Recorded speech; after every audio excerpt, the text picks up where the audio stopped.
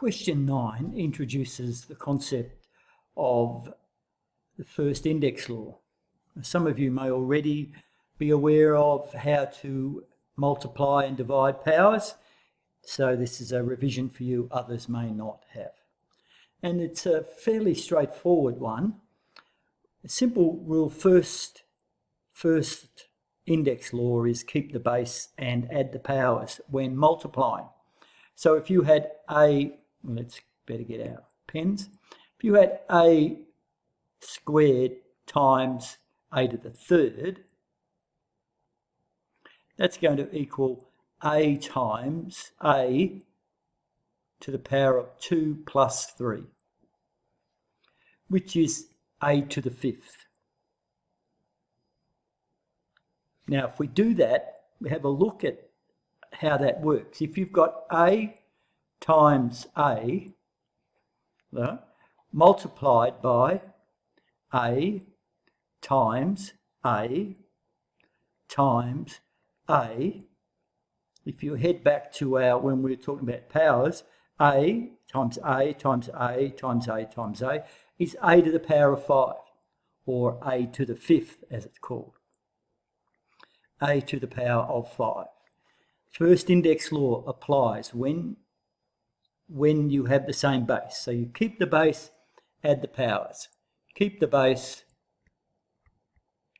add the powers.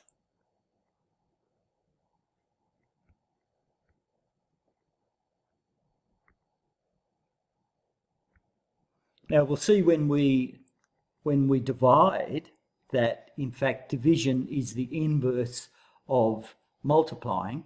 So when we divide terms, powers, we're going to subtract, because subtraction being the inverse of addition. First index law, keep the base. When multiplying powers, keep the base, add the powers. Doesn't apply when there is different bases, as we saw in questions 5 and 6.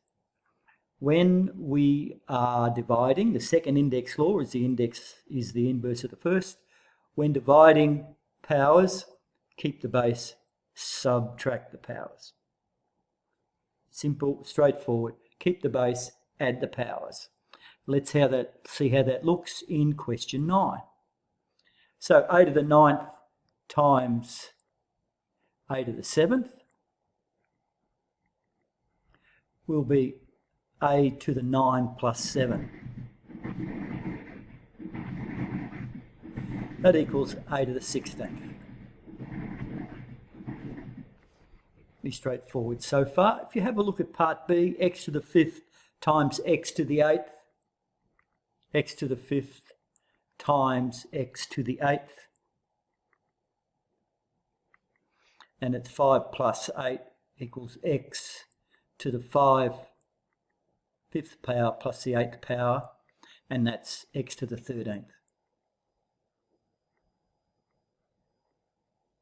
And if we did the same as what we did up here, we could go through all those ones there. We could lay out x to the 5th and then x to the 8th. And if we totaled them all up, we would see it to be x to the 13th. So remember that. First index law, keep the base, add the powers when you multiply. Let's have a look at one that's got more than 2. So that's part G. So we've got c to the 4th times c to the 5th times c to the 6th. So we've got c 4 times, multiplied by c 5 times, and multiplied by c 6 times. So 4 plus 5, keep the base, add the powers. C to the 4 plus 5, whoops, at least I should get it right, plus 5 to the 5th plus 6.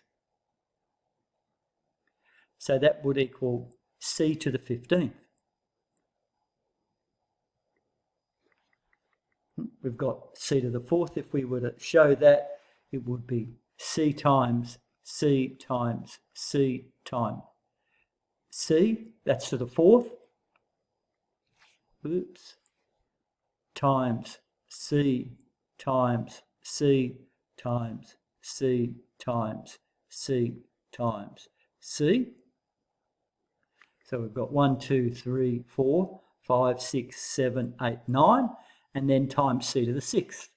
1, 2, 3, 4, 5, 6. So we just add up all those powers. 1, 2, 3, 4, 5, 6, 7, 8, 9, 10, 11, 12, 13, 14, 15. So it equals C to the 15th. So first index law,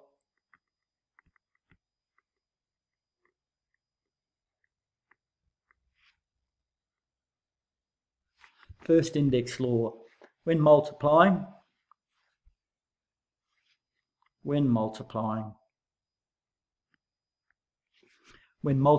powers,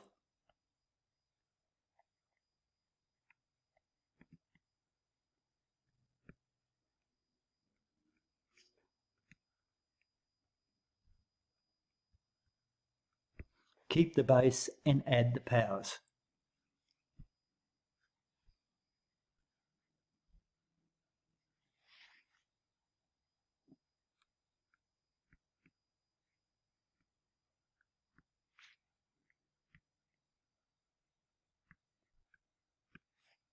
Add the powers.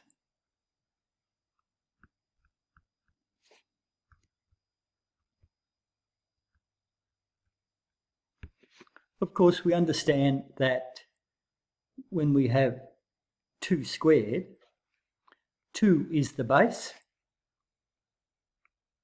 number, and then squared is the power or the indice.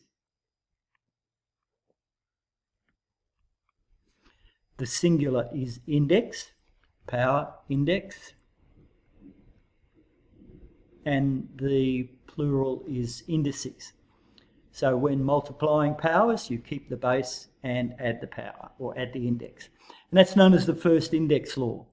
And the second index law is the exact inverse. When dividing powers, keep the base, subtract the powers. Division is the inverse of multiplying. Subtraction is therefore the inverse of addition. So you just flip the first one around. And that's 2 index laws done within one easy lesson. Well done, fellas. Question 10 is basically the same thing. It's just more practice of the first index law. So you don't need me to go through that. If you have any difficulties with it, you can see me or see your teacher if you're in another class. It's just the application of the first index law, and it's very, very important in algebra. So don't forget it. Keep the base, add the powers.